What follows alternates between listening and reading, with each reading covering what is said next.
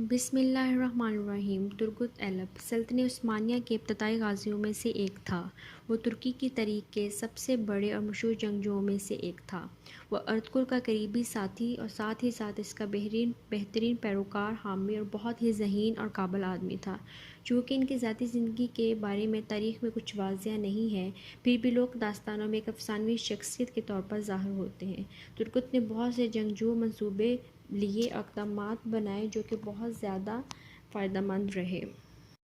ترگت help نے بہت سی دشواریوں اور مشکلات کا بھی سامنا کیا، جن میں سے ایک یہ ہے کہ صلیبیوں نے آپ کو قید کر کے آپ پر بہت ظلم کیے، آپ کو ہر طرح سے نقصانات اور اذیتیں دینے کی کوشش کی۔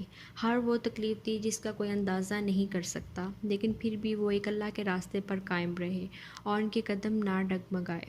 اس دوران صلیبیوں نے ان کو ایسی نشے والی دوائی دینا شروع کر دی جس سے ان کی ساری یادداشت چلی گئی، اور صلیبیوں نے ان کا نام یہودا رکھ دیا اور یہودا کو اپنے کام کے لیے استعمال کرنے لگے۔ انہوں نے یہودا کو حکم دیا کہ وہ ارطغرل کو مار دے۔ اس طرح ترگت نے نہ چاہتے ہوئے بھی ارطغرل پر قاتلانہ حملہ کیا، لیکن ارطغرل بچ گیا۔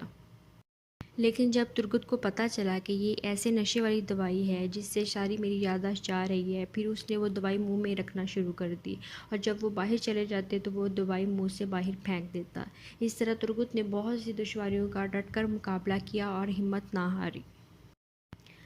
ارطغرل کے انتقال کے بعد ترگت نے عثمان کے ساتھ بہت زیادہ بھرپور تعاون کیا اور عثمان کا ایک اہم حامی اور قریبی اور پراعتماد ساتھی بن کر رہا، اور عثمان کے ساتھ ہر جنگ اور ہر فتح میں حصہ لیا۔ آخرکار عثمان نے ترگت کو اینگیگل کی گورننس سونپ دی اور ترگت نے وہاں 36 سال حکومت کی، اور اس دوران وہاں کا ماحول بہت پرسکون رہا اور لوگ بہت زیادہ خوش رہے۔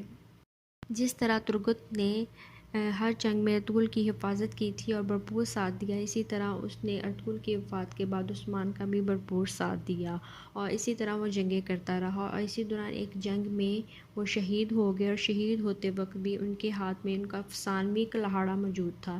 ان کی شہادت 125 سال کی عمر میں ہوئی۔ ان کو اینگیگل کے قریب پہاڑوں میں ایک پرسکون قبرستان میں سپرد خاک کر دیا گیا، اور ان کی ارطغرل غازی کے مزار کے باہر جو قبر ہے وہ ایک اعزازی فضل ہے، وہ اوریجنل قبر نہیں ہے۔ اوریجنل قبر ان کے اپنے علاقے اینگیگل میں ہے۔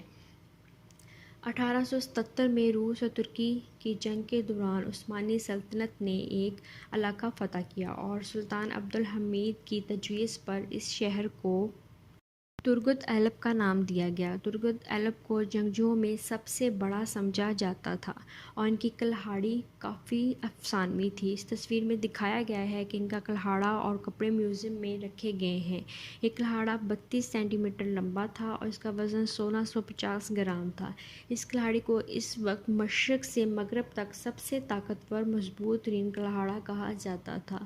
تو یہ تھی آج کی ویڈیو، امید ہے آپ کو پسند آئی ہوگی۔ اللہ حافظ۔